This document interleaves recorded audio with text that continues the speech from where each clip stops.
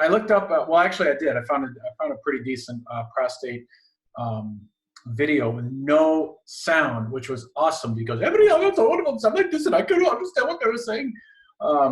And so I was getting annoying. Every single one of them came straight out of India. Finally, I found one without sound. So I probably will use that tomorrow. But great, I just recorded myself being racially insensitive. But anyway, so I found this video. I haven't gone through all of it. I was going to skip through a number of places. I thought this was very good. Always good when a doctor a radiologist gives their impression of things. So I'd like to just do that today. This is going to be a lot of this is going to be review, things that we've already seen. And I know, it's hard to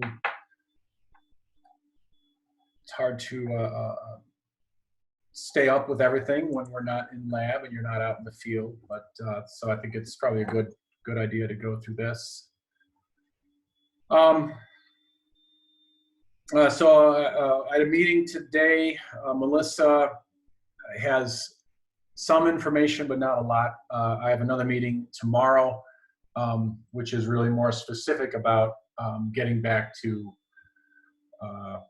the actual campus. So I think tomorrow afternoon, if I'm allowed to say anything, I'll have a little more. Even if I'm not allowed to say something, I could at least hint in some direction, but don't need to risk my job either. But yeah, so tomorrow I should have more information for you.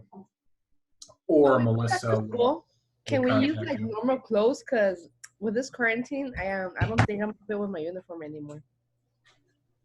I'm sorry, can you say that again? Why did I keep get the speaker? That once we go back to school after this quarantine, I don't think I'm a fit in my uniform no more. Can I use normal clothes? Well, we'll allow added zippers and Velcro to the uniform.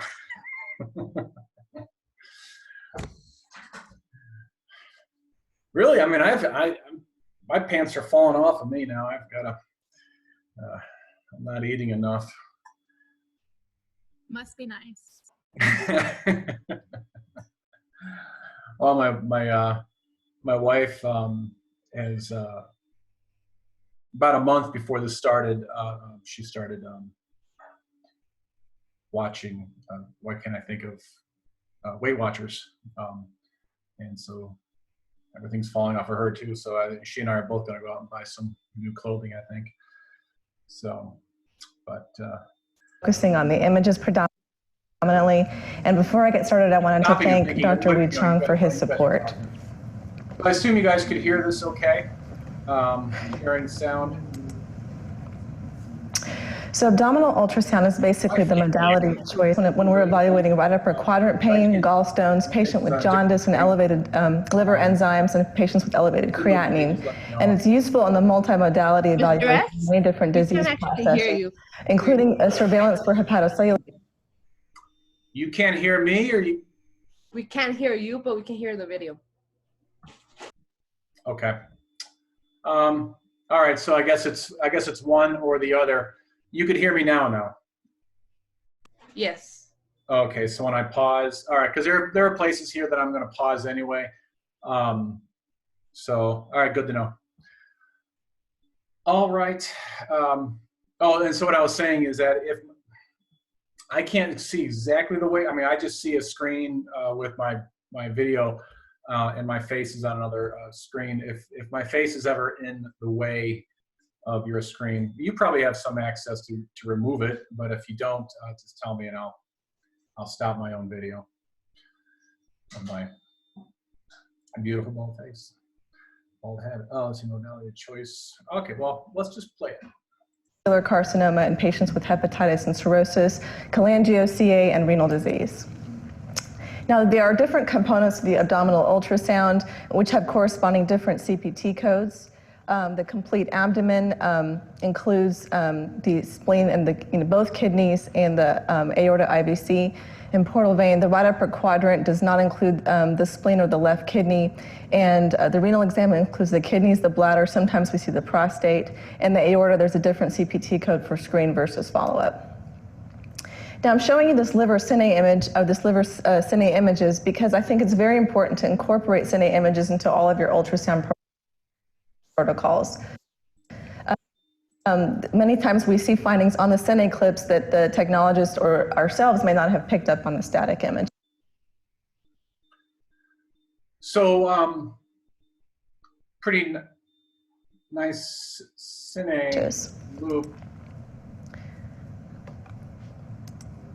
So discussing, first of all, parenchymal liver disease includes the kidneys, the bladder, sometimes we see the prostate, and the aorta. There's a different CPT code for screen versus follow-up. Now I'm showing. There's one. Cortical cyst. This liver cine image.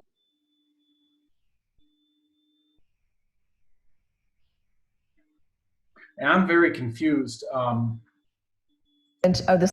Oh, I just missed it. Let it run again. Liver cine images because I think it's very important to. Oh, God, just barely got it. This person also, when you look right here, just for a split second, you can see a polyp. Incorporate cine images into all of your ultrasound protocols. Many times we see findings on the cine clips that the technologist or ourselves may not have picked up on the static images.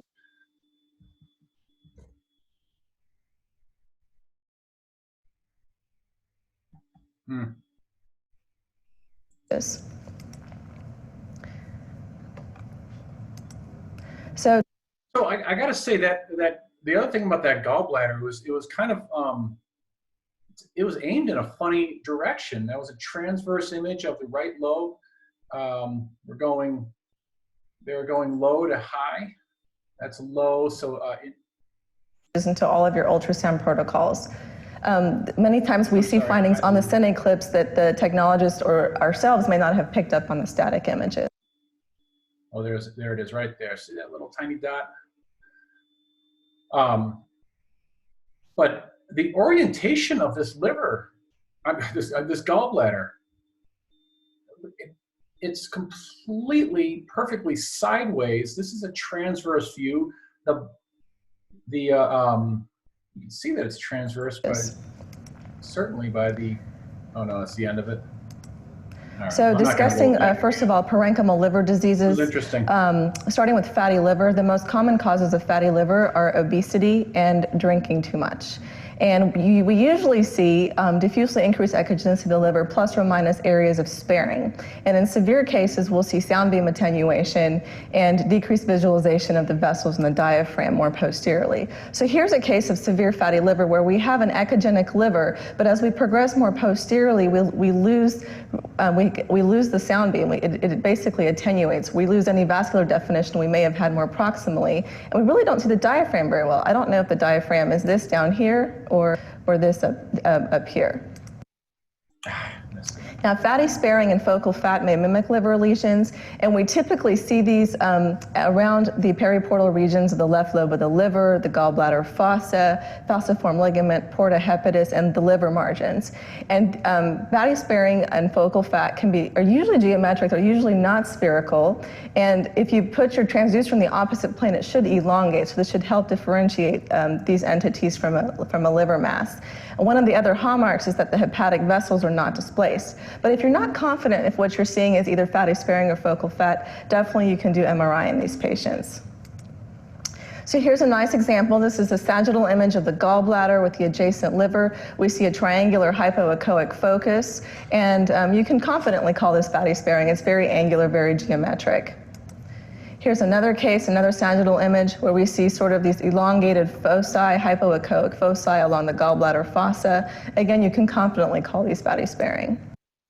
And here's, well, these are very common. I don't know if she said that. Notice It looks like they measured the wall more or less anterior posterior. It's slightly sideways. Well, that's because the wall is slightly sideways. If they did perfectly anterior posterior, that'd be an inaccurate measurement. So the measurement has to go perpendicular to the wall. So the wall's going to, can't see that. At least I didn't go too long. Yeah, the wall's going this way. The measurement has to go perpendicular to that, not straight up and down A and P. Here's another transverse image of the gallbladder where we see sort of a crescentic focus of a crescentic hypoechoic focus. It's not a round mass, it's just kind of following the contour of the gallbladder fossa. Again, fatty sparing. Here's a nice example of focal fat where we see an echogenic focus draping around the vasculature of the liver. It's not displacing the vessels. It's a really unusual picture, but it's interesting what fat does. These are polar opposites of the same exact thing. The other one, the whole liver was fat except for tiny little spots where there was not fat. Here, the liver's not fat except for right along this line. So it's very strange how focal fatty infiltration and then focal fatty sparing both occur. Hepatitis. Hepatitis without cirrhosis is usually unremarkable by ultrasound. In our literature, traditionally, there's the description of the echogenic portal triads. But because our machines are so good now, this really doesn't hold true anymore because we see the echogenicity of the portal triads normally. But you may see hepatomegaly, heterogeneous liver parenchyma, gallbladder wall thickening, or contraction and periportal adenopathy. Now, cirrhosis is fibrosis and regeneration of the liver, and the most common causes include alcohol and viral hepatitis. And basically, we typically see in more advanced cases heterogeneous liver parenchyma, nodular contour, and ascites. And over time, we'll see increased size of the caudate in the left lobes, followed by an overall decrease of the liver size more remotely. So here's a nice case of advanced cirrhosis in a patient with ascites, where we have a nodular contour of the liver's overall shrunken. We also can see vascular complications of cirrhosis. Here, for example, this is a sagittal image of the right lobe of the liver in a patient with ascites, and we see a large varix. We can also see recanalized paraumbilical veins. So she's going through portosystemic shunts or portal hypertension really fast. Remember, varix is the same thing as a varice. In other words, blood's finding a way around the liver because it can't make it into the liver. And then a recanalized umbilical vein. That's kind of hard to understand what's going on right here, but this is where the portal vein should be coming in this area right about here. And it's, instead of going throughout the liver, it's just going out, and then it's going to go down, down, down, down to the belly button and cause. In this patient, the blue actually represents fugal flow within the portal vein, and the red actually represents a dilated hepatic artery. So we have reverse flow in the portal vein from portal hypertension. We have many focal liver lesions we can review. We're going to review the most common. Cysts typically have an anechoic lumen, increased through transmission, echogenic back wall, simple cysts. We frequently see septations. Small cysts can be more difficult to discern, so Doppler sometimes can help us if we're trying to decide if this is a small cyst versus a vascular lesion. And the differential for complex cystic lesions includes hematoma, abscess, metastases, and biliary cystadenoma and cystadenocea. So here's a nice example of a large cyst within the right lobe of the liver. It's almost 8 centimeters long. We have the well-defined back wall. We have increased through transmission, anechoic lumen, and a little bit of a septation there. Here's a patient with polycystic kidney disease who has multiple cysts within the liver, so also has polycystic liver. Notice that some of the walls of the cysts are a little bit irregular, and that's okay. And here's a cine images of the same patient. Again, just, anechoic lumens, very, very simple. Easy to call those cysts. Hemangiomas we see commonly, especially in young patients, and the hallmark of hemangiomas is that they're homogeneous, they're hyperechoic, and they have increased through transmission. They're usually less than 3 centimeters and are not associated with increased blood flow. If you see blood flow in a lesion with these characteristics, you may also want to consider metastasis and hepatocellular carcinoma in your differential, especially given the patient's history. And in patients with hepatitis or cirrhosis or other types of liver disease, you may need MRI for further evaluation and care. So I will say, she said hemangiomas, the hallmark is hyperechoic, and that is true. Almost all of them, except my student from last semester who, first day we started looking at livers, I found all these hypoechoic tumors. They had a little bit of through transmission. That was a really good sign. But they actually had blood flow in them. So I was very concerned that she had metastasis or some kind of cancer going, but it turned out to be hypoechoic hemangiomas, which were a little more These unusual. characteristics. Right, you can't hear me. A little more unusual, but so she turned out okay. You may also want to consider metastasis and hepatocellular carcinoma in your differential, especially given the patient's history. And in patients with hepatitis or cirrhosis or other types of liver disease, you may need MRI for further evaluation and characterization. So here's an example of basically a uniformly echogenic lesion. And you may argue there may or may not be some increased through transmission, but in a young patient with no risk factors for liver disease, I'm going to call this hemangioma and move on. I'm not going to follow this patient up. If this patient, however, has HCC or hemochromatosis or some other liver disease, then I'm going to get an MRI for confirmation that this is a hemangioma. Here's another example of a well-defined echogenic lesion within the liver, homogeneous, and no increased blood flow. We call this hemangioma. Moved on to the next case. Now this is a bit of a busy slide, but this is to illustrate the importance of recognizing potential foci of hepatocellular carcinoma. The biggest risk factors are hepatitis and cirrhosis. Now the HCC can be very variable in its appearance on ultrasound and MR. It can be solitary, it can be multifocal, or it can be infiltrating. And these infiltrating types are very often difficult to see by ultrasound or MRI. It can have variable echogenicity, and it also can be uniformly hypoechoic, like I said, like hemangiomas. They also can contain focal fat. Now, HCC, if there's vascular involvement, actually tends to invade the portal vein versus cholangiocarcinoma, which tends to compress the portal vein. And if you see portal vein involvement, then make sure to apply your Doppler to look for neovascularity that would occur in tumor thrombus. But you must do an MRI if you detect a lesion in a hepatitis or cirrhosis patient. These lesions are malignant until otherwise proven. So here's a nice example of a hypoechoic lesion within the right lobe of the liver, patient with ascites. This patient had hepatitis. We have increased blood flow associated with this lesion. So this to me is HCC until otherwise proven, and I would get MRI for confirmation. Now here's a nice example of a patient we did experimentally with some ultrasound contrast. In the early phase there was hyperenhancement like there is on MRI. In the more delayed phase it washed out with a little bit of residual enhancement of the capsule, another HCC in this patient. Here's HCC with MRI correlation, hypoechoic lesion within the liver, no increased vascularity in this case.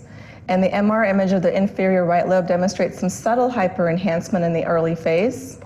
And there's some washout in the delayed phase. So this was confirmed hepatocellular carcinoma. Now metastases are the most common solid liver lesion, usually from a GI primary, but lung and breast are other common primaries we see METs within the liver. METs are usually hypoechoic, but can have a highly variable appearance. And if we want to look for METs in patients, we usually do CT. However, MRI and or biopsy may be helpful in patients who also have hepatitis or cirrhosis.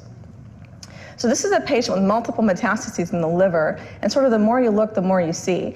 And this lesion, for example, is pretty isoechoic to the liver with a hypoechoic rim. This lesion is heterogeneous. This lesion is diffusely hypoechoic. So as you can see, in the same patient with colon cancer, we can have considerable variability in the appearance of metastasis. Now, liver abscesses we don't see very often, but we may be the first individuals to see this because these patients may present with jaundice. So ultrasound may be the first modality to detect a liver abscess. And ultrasound can be used for aspiration to diagnose the organism or drainage, and for follow-up during and after treatment. And differentials include hemorrhagic cysts, hematomas, and necrotic and cystic neoplasms. So this is a patient, if this is the right lobe of the liver, so this is a patient who has a large, complex hypoechoic lesion. Doppler did not really add anything to this case. We have diffusely increased through transmission, so this is not a solid lesion. This was shown to be a liver abscess in a patient who also was very sick. Now, in this patient, in this right lobe of the liver, we see multiple sort of echogenic foci with some ring down and some dirty shadowing. This is the hallmark of air. So air can be echogenic with this dirty shadowing, not the clean shadowing we typically see with stones, and some ring down, sort of the white that sort of keeps going down.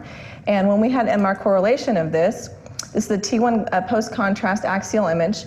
We see areas of signal void which correspond to the air, and we see sort of this hypointense focus, which is consistent of debris and fluid.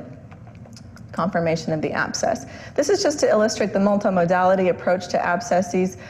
This patient was drained under CT, and here's a large abscess, hypodense collection, foci of air, enhancing capsule, and a coil drainage catheter.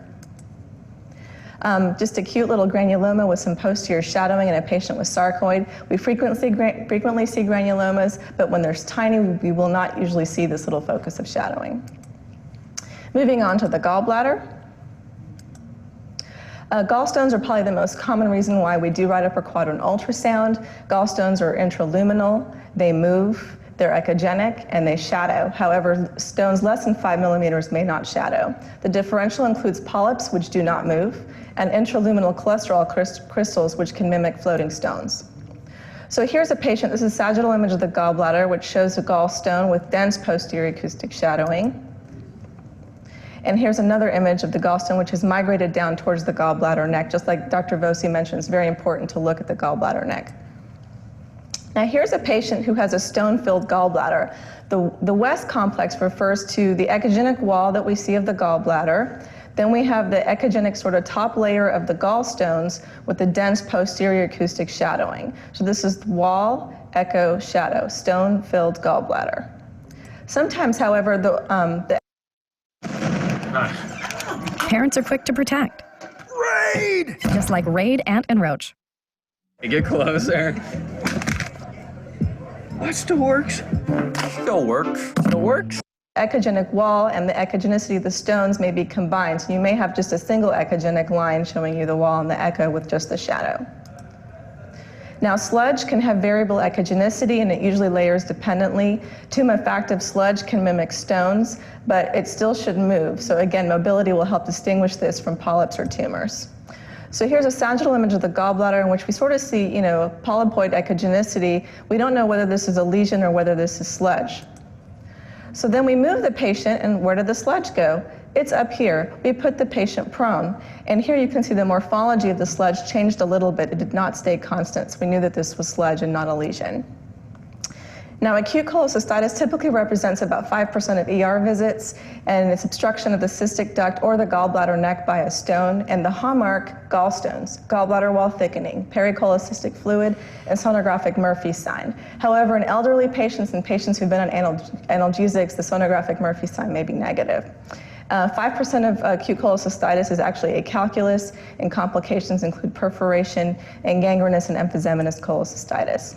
So here's a sagittal image of the gallbladder. This shows a gallstone with some partial shadowing, and we have a thickened wall. This patient came in with a typical clinical history and a positive sonographic Murphy sign. This is acute cholecystitis. Here's another patient, a sagittal image of the gallbladder, thickened gallbladder wall. We have a little bit of pericholecystic fluid here.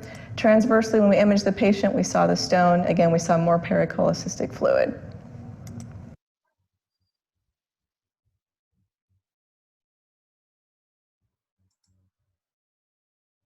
This shows a gallstone with some. Yeah, I see the shadowing. And it's not very strong shadowing. I don't. That's weird. Some partial shadowing, and we have a thickened wall. This patient came in with a typical clinical history and a positive sonographic Murphy sign. This is acute cholecystitis. Here's another patient, a sagittal image of the gallbladder, thickened gallbladder wall. We have a little bit of pericholecystic fluid here. Transversely, when we imaged the patient, we saw the stone. Again, yeah, a little bit of perhaps shadow, but I don't know. I wouldn't be so quick to call that a stone. I'm not so quick to call that a stone. Both of those are a little strange. I don't know. Maybe it's their ultrasound machine or something, or their settings. But I don't think I've ever seen stones isoechoic to all the other tissue around them. Very strange. we saw more pericholecystic fluid. Here's another patient, a sagittal image of the gallbladder with some pericholecystic fluid. And this can sometimes be hard, especially in patients with ascites. You don't know if this is maybe some loculated ascites, whether it's pericholecystic fluid. But remember that this can actually indicate gallbladder wall perforation. So it's important to correlate this with your clinical history and other findings in the ultrasound. Just another example. This is another nice example of acute cholecystitis where we see multiple echogenic gallstones and some shadowing. We see some hyperemia of the gallbladder wall. Now they look like stones, but they, I don't see. Yeah, okay, maybe a shadow just off of this one only, but there's no shadow off all these others. You got to be careful what you call stones. If they don't shadow, you can call it a non-shadowing stone. They do exist, but you got to be careful what you call it. And some edema of the gallbladder wall, and we also have the cine images to show that. Okay, never mind. That was definitely shadowing there. So nice example of acute cholecystitis where we see multiple echogenic gallstones and some shadowing. We see some hyperemia of the gallbladder wall and some edema of the gallbladder wall, and we also have the cine images to show that. Okay, so the cine loop images clearly showed not only a large stone here that shadowed, but all those other ones shadowed on the cine loop. Dang it, I can't. Nice example of acute cholecystitis where we see multiple echogenic gallstones and some shadowing. We see some hyperemia of the gallbladder wall and some edema of the gallbladder wall, and we also have the cine images to show that, to show the mobility of the stones as well.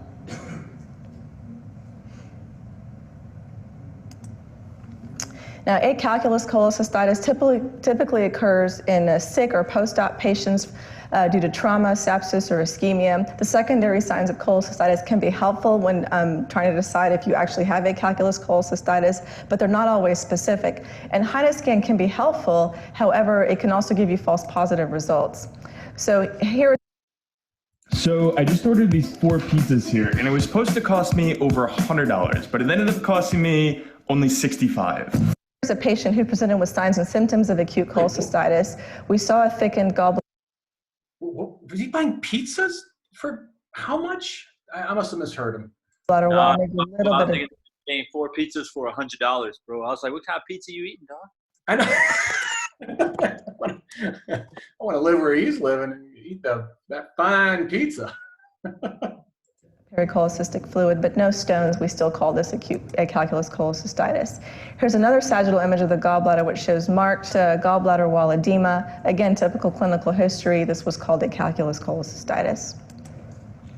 Now, gangrenous cholecystitis is more rarely seen. It's due to the sloughing of the membranes and blood in the gallbladder lumen from severe, prolonged, or infected acute cholecystitis. Sonographic Murphy sign is usually negative because of necrosis of the nerve supply, and it's important to look for wall perforation in these patients. So here's an image of the gallbladder in a patient with ascites, and all of this is just basically necrotic, sloughed off membranes, some hemorrhage within the gallbladder lumen. Ascites and cirrhosis. All that nodular wall there of the capsule of the liver. So in these patients. So here's an image of the gallbladder in a patient with ascites, and all of this is just basically necrotic, sloughed off membranes, some hemorrhage within the gallbladder lumen. Now, emphysematous cholecystitis is a surgical emergency, can be rapidly progressive and fatal, and it usually occurs in diabetics and may occur with acalculous cholecystitis. And we typically see gas within the wall, plus minus the lumen, and CT can help you with the diagnosis if you're unsure. So here's a sagittal image of the gallbladder in which we see sort of echogenic foci all along the wall. There's a little bit of ring down, so you may not be sure, is this air or is this adenomyomatosis? Here we also see a gallstone. So we CT'd this patient, and this patient had air within the gallbladder wall and a lot of air within the lumen, actually, more than we would expect with typical biliary intervention. We also happen to have a plain film in this patient. Supine plain film of the abdomen, again, illustrates the air within the wall, and upright plain film demonstrates the air fluid level. So in my opinion, this patient had the perfect three-part physical exam: the X-ray, the CT, and the ultrasound. No other clinical exam necessary. Other causes of gallbladder wall thickening include chronic cholecystitis, volume overload, inflammatory or infectious processes such as hepatitis, and adenomyomatosis, in which we would see comet tail artifact, usually along the near wall of the gallbladder, just like we just saw in the emphysematous cholecystitis case. And that's due to the cholesterol crystals in the Rokitansky-Aschoff sinuses, and that's basically invagination of the mucosal layer into the muscular layer of the gallbladder wall. And this can present as diffuse focal wall thickening or a fundal mass. So here's a patient who has diffuse thickening of the gallbladder wall, and it looks like it's cloned itself right here. But this is actually edema within the bowel, adjacent bowel wall, and this patient has a considerable ascites.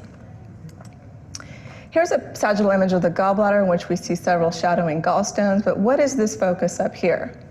So I don't know if she said it. Ascites, just everything floating in the ascites, just like when you're floating in a bathtub too long, your skin becomes edematous, soak in your internal tissues. Even though they're always wet, you would think they wouldn't, but they can become edematous just from the ascites itself. Adenomyomatosis. So we do another image of it, and we see some shadowing, we may see some ring down, and we applied some color Doppler to it, and we see some twinkle artifact. Now, twinkle is color artifact that's not arterial or venous. It's basically just an artifact that we get with color Doppler, and it can help us distinguish stones and adenomyomatosis from other etiologies. So the cine images depict the stones very nicely, in addition to sort of this echogenic focus within the fundus of the gallbladder that has some ring down and some shadowing. And again, we do the color imaging, and we see twinkle artifact, which by Doppler proves not to be arterial or venous. Here's another case of basically gallbladder filled with adenomyomatosis. Here's the gallbladder. It's just filled with multiple echogenic foci, lots of ring down artifact, adenomyomatosis filling the gallbladder. Now, polyps, gallbladder polyps. I couldn't even see that last gallbladder. Cholesterol polyps are the most common type. They do not shadow, and they are not mobile. And the management, basically, nobody really cares about polyps less than 5 millimeters. We don't follow these patients up.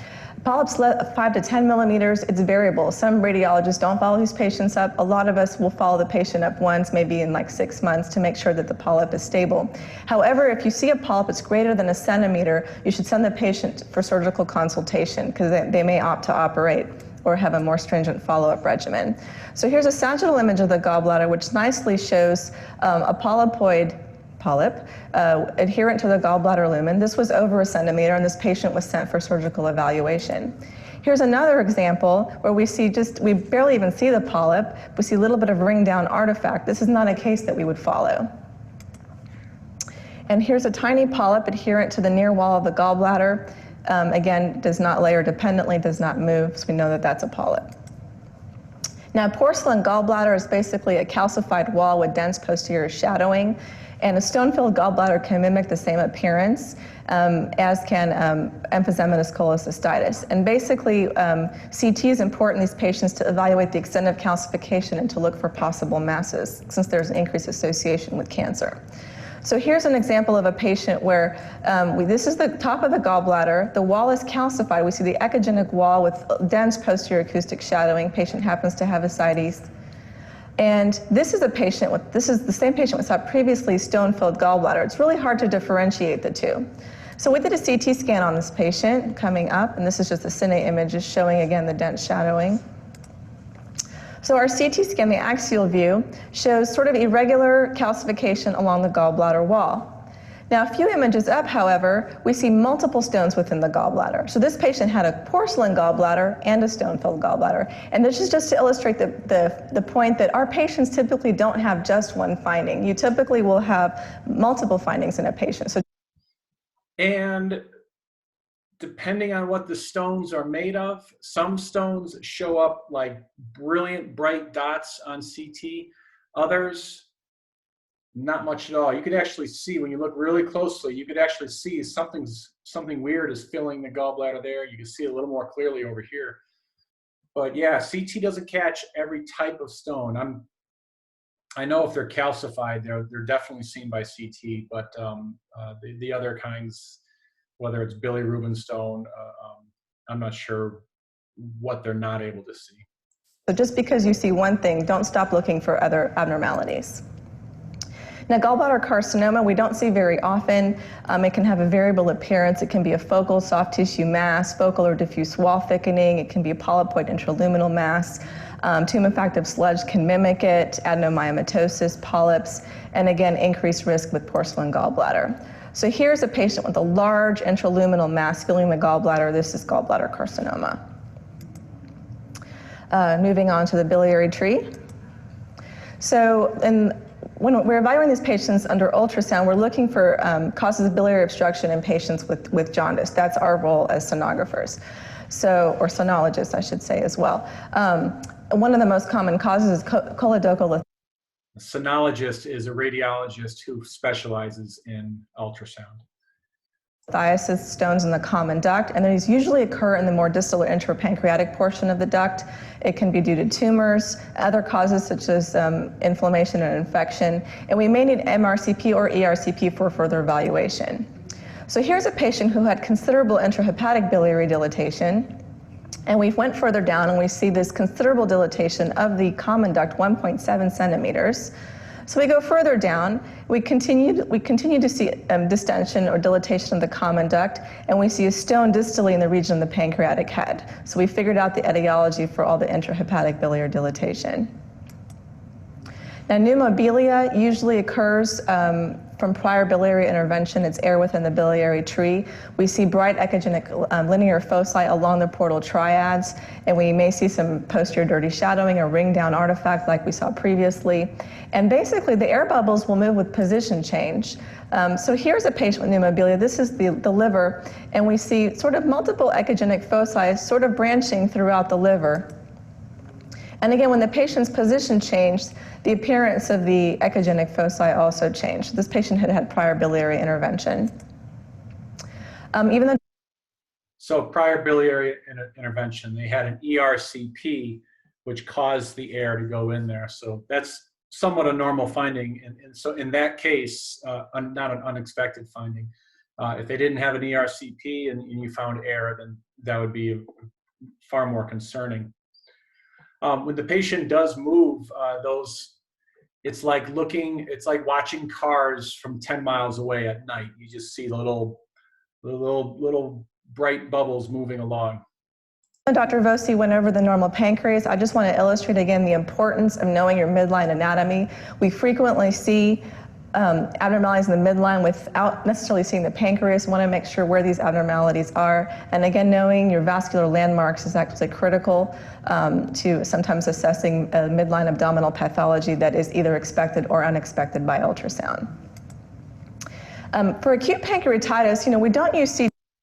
Good to see you. Yeah, hey, what's with the polka dots? What do you mean? Polka dots are out. It's polka squares now. Oh, yeah. Oh. We don't use ultrasound for evaluation. We usually use CT if they need evaluation in addition to clinical evaluation.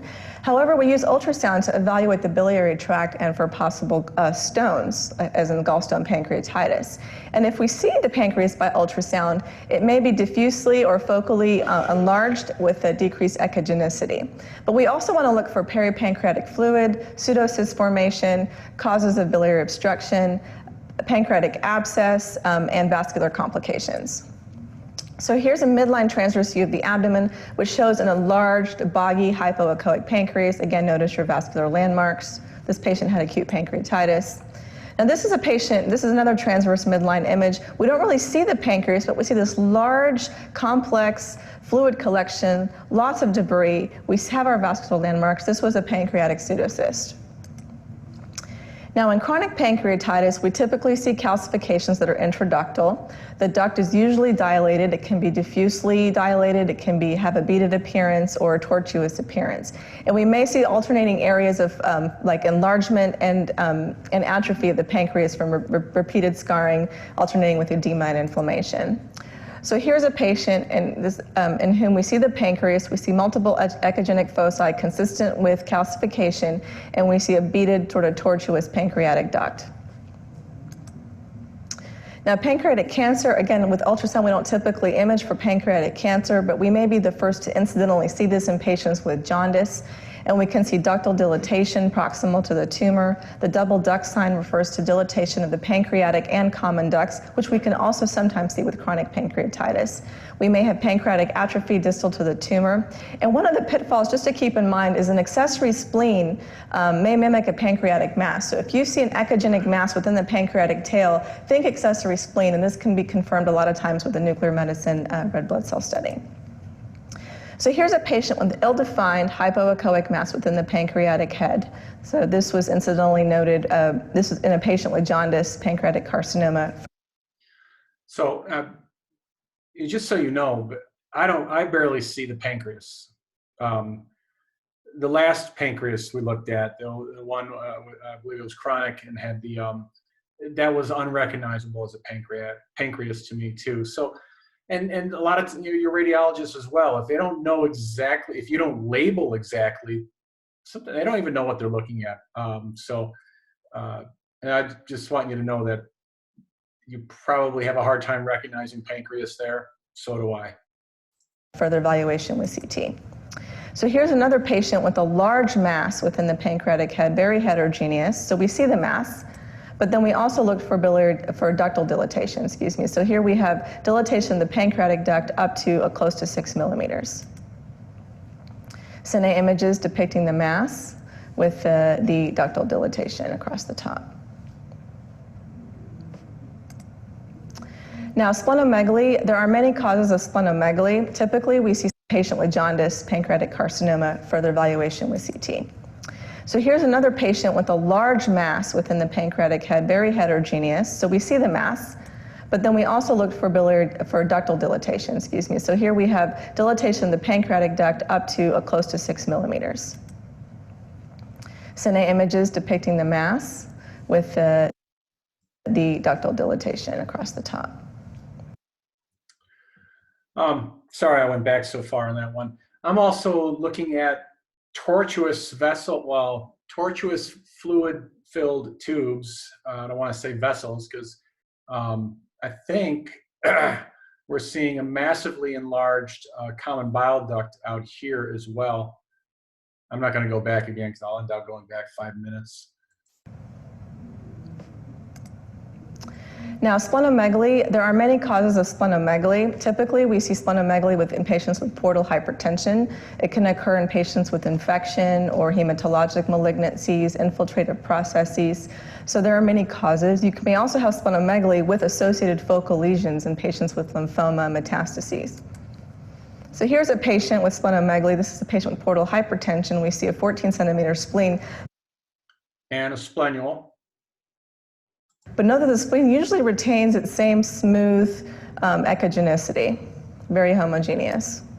Another patient with portal hypertension, enlarged spleen, but it's maintaining its crescentic shape and a homogeneous echogenicity. Now splenic cysts we say cyst versus pseudocyst in our reports, and we usually move on. And usually these are actually pseudocysts, not actual true cysts. And these are from hematomas that have evolved into seromas. They don't have a cellular lining, and they may have sort of a complex appearance with calcifications and internal debris. Epidermoid cysts or true cysts are actually rare. And other etiologies for splenic cysts include infectious cysts, pancreatic pseudocysts that have eroded into the spleen, and sometimes vascular lesions can mimic cysts. So again, remember to use Doppler to differentiate vascular lesions from cystic lesions. So here's a patient, a longitudinal image of the spleen. Here's a patient with a hypoechoic lesion within the spleen, somewhat irregular margins, but we have some increased through transmission, no increased Doppler flow. We call this a cyst versus pseudocyst. Now here's a patient with a complex cystic lesion within the spleen, lots of debris, diffusely increased through transmission. This patient was sick. This was a splenic abscess. Now, solid splenic lesions are frequently nonspecific, and you need correlation with the clinical history or other findings on the scan to be able to determine what they are. We typically see in the spleen hemangiomas or lymphangiomas, which are hyperechoic and homogeneous, just like hemangiomas are within the liver.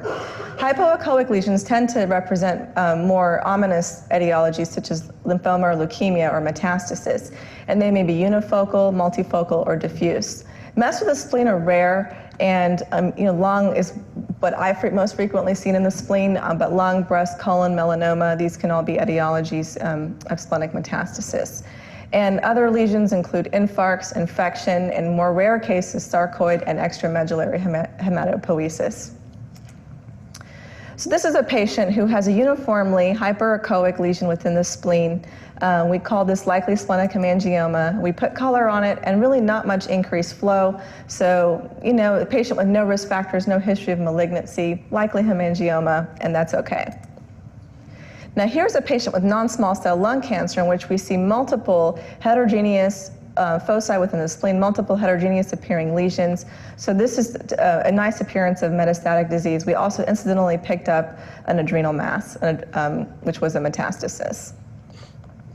And again, the cine images, which nicely depict a very heterogeneous appearance of metastasis within the spleen. And did you notice the kidney?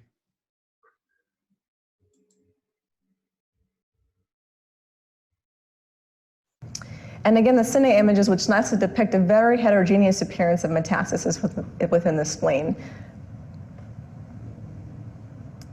Oh God, there's so much in there actually that she didn't even mention. So the hydro and the hydronephrosis, but then as they're going through the cine loop, look right about here. That's actually the tail of the pancreas. That looks like it's diseased. Picked up an adrenal mass, which was a metastasis.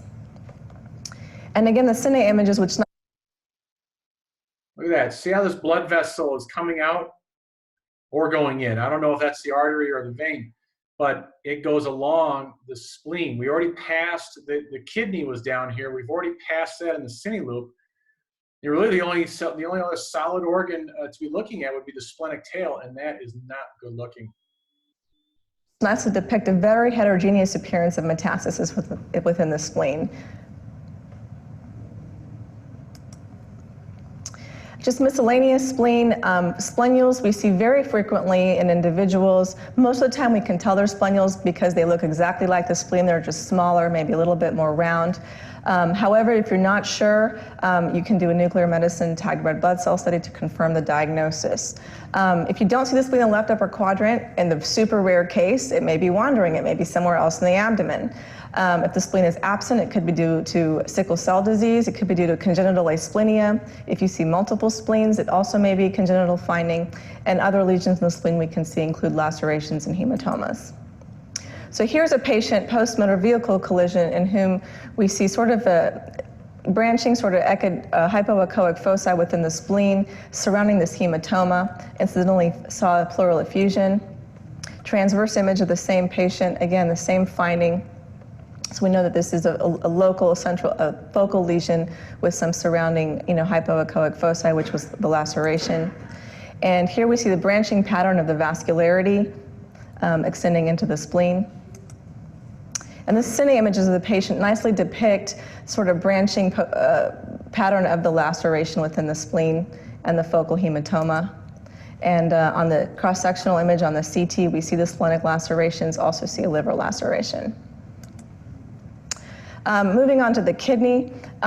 In the kidney, we frequently may confuse this with dilated renal pelvis, and this is the left kidney, so I'm actually trying to show you a dromedary hump here. But remember to apply your Doppler, because a lot of times these hypoechoic foci that look like pelviectasis or mild hydronephrosis in the kidney are actually just blood vessels. And again, a dromedary hump would have normal. We are being censored. America's news outlets no longer provide the truth. I'm Josh. Flow, vascular flow, the flow would not be displaced around it or would not be disorganized. Here's another example of a junctional cleft, just a little bit different from the one that Dr. Voci showed earlier. This is not a duplicated collecting system. We see the full renal sinus fat that's not interrupted. Now, congenital anomalies of the kidneys we frequently concede, and depending on the type of institution you're at, especially if you do a lot of peds. Horseshoe kidney, this is connection of the right and left kidney across the midline. And we have a nice cine images to depict that. This is not midline adenopathy. This is solid tissue, parenchymal tissue, attaching the right kidney to the left kidney across the midline. And we see the aorta and the IVC behind that. This is a patient with multicystic dysplastic kidney. And we have the cine images of this patient. We see very little to normal, very little renal parenchyma, if any. And these patients can sometimes present with renal failure, and we may be imaging them because of renal failure. So we actually talk about multicystic dysplastic next semester. It's more of a it's a developmental issue. So we tend to talk about it in the OBGYN. But in bilateral multicystic dysplastic, you'll never see it because both kidneys are basically gone and the patient can't survive. So you only see it on one side, and it's a developmental issue where basically the entire kidney has been turned into cysts, and that happens in utero. Now, hydronephrosis, the hallmark of hydronephrosis is that this is collecting system dilatation that communicates with the renal pelvis. And I try and make it easy. Mild is just dilatation of the renal pelvis. Moderate, the pelvis plus the infundibula. Severe, the pelvis plus the infundibula plus the calyces. So just sort of in this pattern. Sometimes the differentiation between mild and moderate severe is difficult. That's okay as long as you're in the ballpark. And remember, if you see hydronephrosis, have the patient void. Look at the bladder, have the patient void if the bladder's full. Or you may actually find a lesion in the bladder. So most obstructive lesions are from the pelvis. So always look at the bladder in these patients. So here's a case of mild hydronephrosis. This is a sagittal image of the right kidney, in where we see dilatation of the renal pelvis. There's separation of actually the renal sinus fat. Here's a patient with more moderate, possibly moderate to severe hydronephrosis, where we see more considerable dilatation of the renal pelvis, extending to the infundibula. And although the calyces are mildly dilated, they still maintain their cupped or chalice shape. They're not ballooned or blunted. So you could call this moderate or moderate to severe. And here are the cine images, which show you that all of this connects. The dilatation connects all the way through to the renal pelvis and the proximal ureter. This is a patient with severe hydronephrosis. This is a sagittal image of the kidney. And note that there is blunting of the calyces. You don't have the nice cupped or chalice shape. These are blunted calyces. This is severe hydronephrosis. Now, what are we going to do? We're going to look at the bladder. Now, in the bladder, we only see the left ureteral jet. We don't see the right. So there may be something along the right urinary tract that's obstructing the right kidney. So then we can focus our clinical evaluation based on that. Here's another patient with severe hydronephrosis. Again, dilated calyces, which are blunted. We have dilatation of the infundibula and the pelvis. This is also the right kidney. We looked at the bladder, and we saw a large mass within the bladder. A little bit of increased flow within that mass. And here are the cine images to show that this is sort of central, a little bit more eccentric to the right, obstructing the right renal collecting system. This is a patient with an obstructed upper pole moiety, and this only shows you, this is a longitudinal image of the right kidney, so it only really shows you partially. But when you look at the cine images, this is scrolling superiorly to inferiorly. So superiorly, you see the dilatation of the entire collecting system, and inferiorly, it's normal. So this obstructed upper pole moiety. Now, renal stones, Renal stones, we do ultrasound basically sometimes to confirm the diagnosis because we really don't want to keep radiating patients just for renal stones. And typically what we want to do by ultrasound is see if there is a stone, see how many there are, how big they are, and are there associated complications? Is there hydronephrosis? Is there perinephric fluid? Are there calculi anywhere else that we can see? And try and hydrate these patients well to distend their ureters, distend the bladder. You may have improved visualization, and always assess for bladder jets because the bladder jet, you may not see if there's a stone obstructing the ureter. Findings of stones. Stones are, they're non-mobile, so usually fixed within the kidney, but they may or may not have shadowing depending on their size. And also we will see frequently twinkle artifact, like I mentioned before, the artifactual color flow that we get that's not vascular, not arterial or venous. And this can help us distinguish this from calcified vessels, which can mimic stones. So here's a transverse image of the left kidney, which shows a large stone within the collecting system and some ring down, some shadowing. And there's twinkle artifact on this, and there's also twinkle artifact involving the shadowing as well. So nice example of calcification with a twinkle artifact. Now, renal cysts, just like lesions in the thyroid, almost everyone has a renal cyst. Over half of the population by the age of 50. Cysts can be anywhere, cortical, parapelvic, or medullary. Again, anechoic, well-defined back wall, posterior acoustic enhancement. But it's important to note in the kidney that you should really not see a wall, especially against the renal cortex. You really should not be seeing a wall. And if you see a wall, if you think it might be thickened, this will prompt further evaluation. And small cysts are very difficult sometimes to determine by ultrasound. We're not good at determining what lesions are that are less than 2 centimeters very frequently, especially less than 1 centimeter. And you may have internal echoes in these cysts from hemorrhage or debris. And it's important when you look at a cyst, assess for the internal echoes, assess for the septations, calcifications. Is there a thickened wall? Is there muronodularity? These are all very important things to assess for. Here's a patient who has multiple parapelvic cysts, and you may wonder, well, why isn't this hydronephrosis? Well, these cysts do not connect with the collecting system. This is a sagittal view, and this is the transverse view. And here we have the cine images showing we have multiple parapelvic cysts, but none of them connect with the renal pelvis. So this is not hydronephrosis. It doesn't have the nice branching pattern that we saw with the hydronephrosis with the dilated infundibula. Now, complex renal cysts, there are several ways to manage complex renal cysts. Cysts that you may not need to follow or maybe just do a one-time follow-up for. These are cysts that would just have maybe a few septations. Few means 2 or 3. Calcification, if you see it, should be thin, curvilinear, or like very peripheral along the cyst. Sometimes you may see some milk of calcium, and cysts that may have internal echoes from a hemorrhage or debris. These are cysts that you may not need to follow, but if you're not confident, doing a follow-up in 3 or 6 months is reasonable.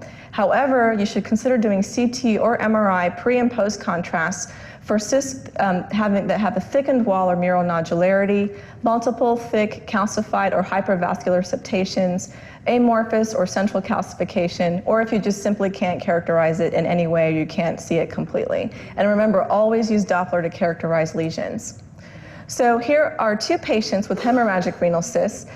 This cyst is basically very complex, multiple internal echoes, diffusely increased tube transmission, no increased Doppler flow. This was a hemorrhagic renal cyst. And again, confirmation with CT or MRI. Here's another patient with a hemorrhagic renal cyst. Down here posteriorly, we see the renal cyst, subseptation, some debris, partially anechoic, diffusely increased tube transmission, little bit of dilatation in the adjacent collecting system. This is a patient with simple and hemorrhagic renal cysts. If you look at the images, you'll see several simple cysts followed by a hemorrhagic cyst with internal debris. And we have a still image of that hemorrhagic cyst with some internal debris. Now, calcified renal cysts we see also very commonly. Here we have calcification with some shadowing. Here's another patient with a calcified renal cyst. We see the echogenic line consistent with the calcification with some shadowing. And now we have a calcified hemorrhagic renal cyst. We have all the... If you have a little bit of anxiety around the idea of taking calculus, I would encourage you to give it a chance. Findings. So we have a mass that has fluid levels in it, partially anechoic, some layering fluid. We have calcification along the wall. We have some increased tube transmission. And just what a nice comparison for us, incidentally noted, is a simple cyst right next to it. And here are the cine images depicting the shadowing from the calcification of the hemorrhagic renal cyst. Now for this patient, depending on your level of confidence, again, following this patient up with CT would be great because of the calcification, but you could also comfortably call this a calcified hemorrhagic renal cyst, especially since there's no increased Doppler flow. Now polycystic kidney disease, the hallmark of polycystic kidney disease is enlarged kidneys with multiple cortical and medullary cysts without normal intervening renal parenchyma. Early on in the disease process, in patients under the age of 30, you may see normal renal parenchyma, but as these patients age, you should not see normal renal parenchyma. And basically, we use ultrasound in these patients to identify other sites of cysts, such as the liver or the pancreas, to screen family members, and also to follow up the cyst. And basically, we should use the same criteria for individual renal cyst evaluation for each of these cysts within the polycystic kidneys. It can be very, very cumbersome. And just remember that hemorrhage is common in PCKD, and so following these lesions up in 3 to 6 months for regression is actually very reasonable before progressing to other cross-sectional imaging modalities such as CT, which would increase the radiation. Now here's a patient with polycystic kidney disease, multiple cysts within the liver, not much really intervening renal parenchyma. I'm sorry, I said liver, I meant kidney. And the kidney was actually enlarged. It was about 16 centimeters. Now, acquired cystic kidney disease is usually due to dialysis, long-term dialysis. Most patients have this after 5 years, and there is an increased incidence of renal cell carcinoma. And the hallmark appearance, small echogenic kidneys with multiple small cysts. And again, just like PCKD, hemorrhage in these cysts is common. So if you see a complex cyst, it's okay to follow the cyst up in 3 months to see if it's stable or if it has regressed in size. So here we see the liver very nicely, but where's the kidney? It's hiding in the background of the fat. And here we have the cine images, which you can a little bit more easily see the kidney, but you really better see the cysts that are within that kidney. So these kidneys are often very difficult to see. Now, renal cell carcinoma, all solid renal masses, in my opinion, are renal cell carcinoma until you prove them otherwise. If I see a solid mass in the kidney, I'm calling it renal cell carcinoma, even though there's an up to 10, 20, 30% chance it could be benign depending on what literature you read.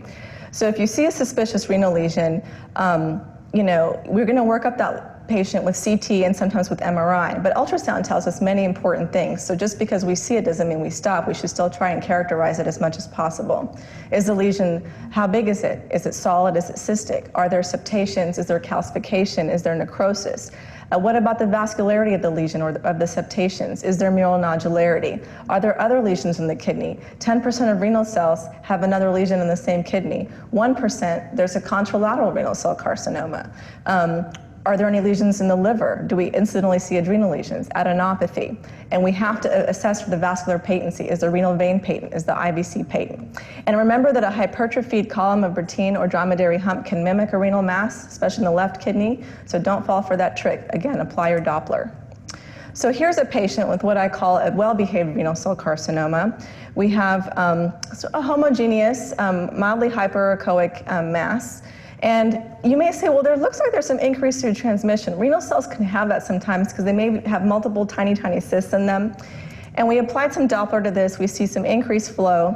And this, to me, is a renal cell until proven otherwise. Here's the cine images, which nicely depict the flow within the lesion. And the coronal CT image. Pop quiz. When a girl who seemed to like you suddenly loses interest in you, pulls away, or goes cold, what really happened? Which shows a heterogeneous. I'm so afraid of some of the advertisements that are going to pop up. I won't go there. I know this has been a while, but I tell you what, guys, there's only like, if I don't interrupt it too much, only like 6 more minutes, 7 more minutes or so.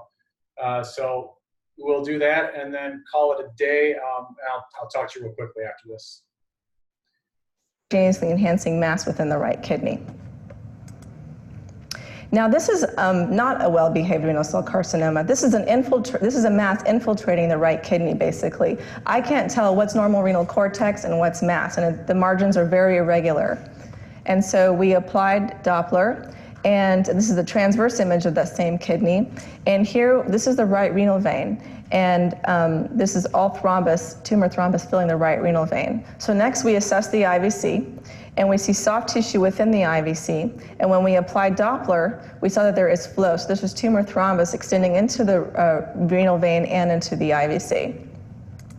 And the cine images of the kidney show this mass infiltrating the right kidney. And you see a little bit of normal cortex in the near field, but the rest of it is really difficult to discern.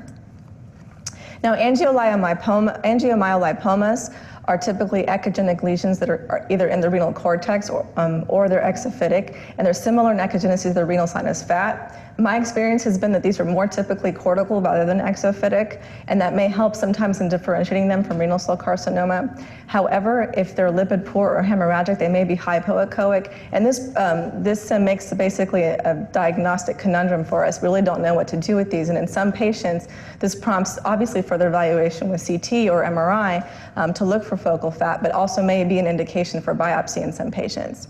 And we can look for focal fat on CT like we're traditionally taught to, but remember that a small percentage of renal cells can also contain focal fat. So again, just be aware of that pitfall. And we worry about renal angiomyolipomas when they exceed 4 centimeters because there's an increased risk of hemorrhage.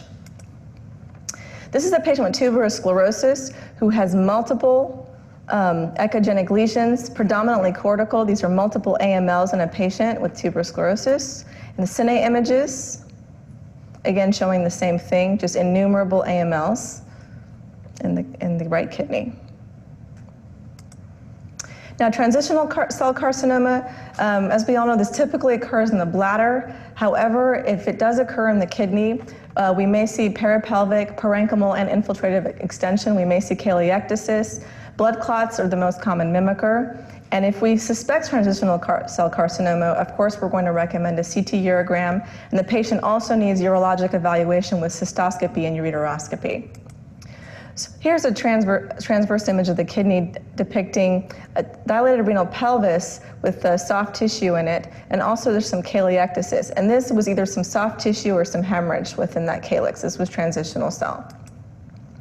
Now, other renal masses include oncocytoma, lymphoma, METs, and PTLD.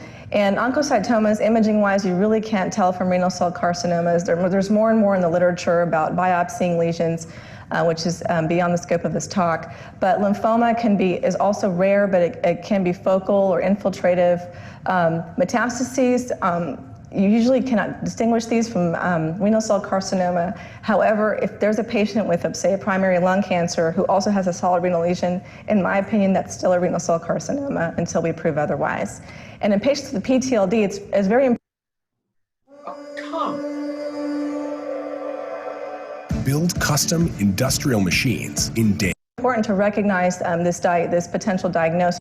I guess I figure if we stayed on this long, we'll watch all the. Just because if you diagnose a patient with PTLD, that will affect their immunosuppressive therapy. So this is a patient with renal lymphoma. This is an infiltrating lesion, basically invading the renal sinus and cortex of the right kidney. And you may say, well, are you sure you're not angling in a kind of different way in a young, healthy patient? Let's look at the contralateral kidney. So this is the cortex and the contralateral kidney. And we did cine images of this patient, and we see this infiltrating process extending into the renal sinus and the cortex. Now, this is a right lower quadrant transplant kidney. We saw a hypoechoic lesion in this kidney. And we apply, power Doppler. There's really not much increased flow. We're not really sure what this is, but we think it could be PTLD. So this was biopsy-proven PTLD. Again, that changes the immunosuppressive therapy of this patient, so very important to recognize. Renal infection and pyelo, we typically don't image the kidney with ultrasound for pyelo. However, in patients who can't get CT, especially pregnant patients, we use ultrasound to look for complications. Ultrasound is typically normal in pyelo. The findings may be very subtle, and here are many findings that we could potentially see. But the most important thing to look for is to look for air, because if we have emphysematous pyelo, that's a surgical emergency. So here's a patient with pyelonephritis. This is a sagittal image of the right kidney, and the findings are extremely subtle. Here's a transverse image. You may argue there's a little bit of change in the echogenicity in this portion of the kidney with respect to the rest of the cortex. Questionably decreased flow, but again, we're not really that good at it by ultrasound. Here's a patient with HIV. The hallmark of HIV kidneys, enlarged echogenic kidneys bilaterally. So again, this 15 centimeter kidney, enlarged echogenic kidneys bilaterally.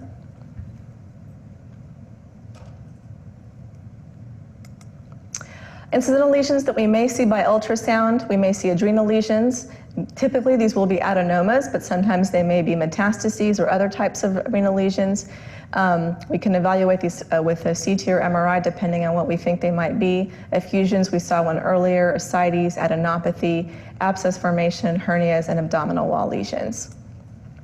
Here's a patient in whom we saw an adrenal lesion. This is a sagittal image of the right kidney. And here we see a little adrenal lesion. Mets. This is a patient with lymphoma, lymphoid tissue adjacent to the hilum of the liver and the spleen. Retroperitoneal adenopathy, again, notice your landmarks. Instantly noted dilated bowel, patient with abdominal pain. Hernia, abscess in the abdomen. This is a patient with lymphoma, lymphoid tissue adjacent to the hilum of the liver and the spleen. Sorry, she's going through this awfully fast, and I know I'm trying not to interrupt this. Lymphadenopathy, these little, aorta, IVC. Whoa, wait, what's the IVC in the aorta doing over here? That's the spine. So all of this junk in here, lymphadenopathy, there's so much over here that it's pushed the IVC and the aorta all the way over here. So, you know, lymph node, lymph node, lymph node, lymph node. And then I wanted to stop and try to figure out, let's see, so superior mesenteric artery here, I mean, you got to assume that's the main portal vein. What else could it be? It, you know, connects over here to the, let's say, the splenic vein, confluence there. So that's it's really thinned out. I don't know if it's because of the angle, we're just not catching the whole thing, or is it's getting squeezed out because there's lymphadenopathy above and below it. Because then it gets really large here. This is a very, very strange. But yeah, look at that IVC way over, an aorta way over to the side. She's got so much to talk about. Retroperitoneal adenopathy, again, notice your landmarks. Instantly noted dilated bowel, patient with abdominal pain. Hernia. Abscess in the abdominal wall, post-op. Take-home points. So although we use MRI and CT to confirm or further evaluate many ultrasound findings, ultrasound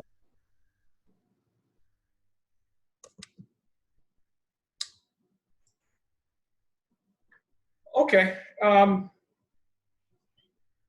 She went really fast, but boy, I think she reads the same book that we're reading, because a lot of that looked really familiar, which is always good to hear from a doctor saying the same things that we're saying here in class. Yeah, that was actually, I like that video. I don't know about you guys. Sorry, today was not what was expected, but like I said, I kind of had a busy morning with some other things, and I didn't want to do a half-cocked talk on the prostate when I don't. Our last book didn't even have a prostate paragraph, sentence even, much less an entire chapter. So I do have to do some study and review for my own good, and especially if I'm going to talk about it with you guys, I want to make sure that I'm able to talk about it without looking like a fool.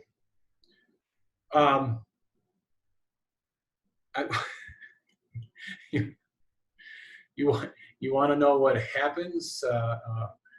Is that part of a greater conversation I'm not familiar with, or you want to know about the main takeaway points?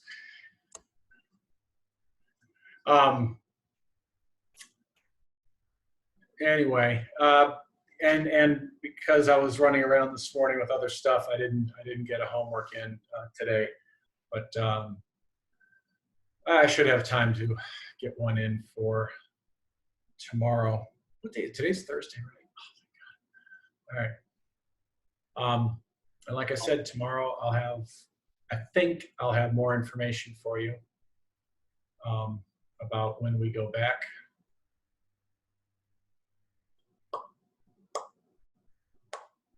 A couple of those ads were pretty spot on for me. I've always been really worried about taking calculus. I was really looking forward to getting some feedback. Just, I was just like, just thinking that probably the next one's going to be like, erectile dysfunction or something. And I'm no, not a problem. Anyway. Especially the one where the guy was about to go in about obviously some girl ghosted him or whatever. I kind of wanted to see how that one played out. Well, if I catch that one, I'll send it your way. If it comes up again.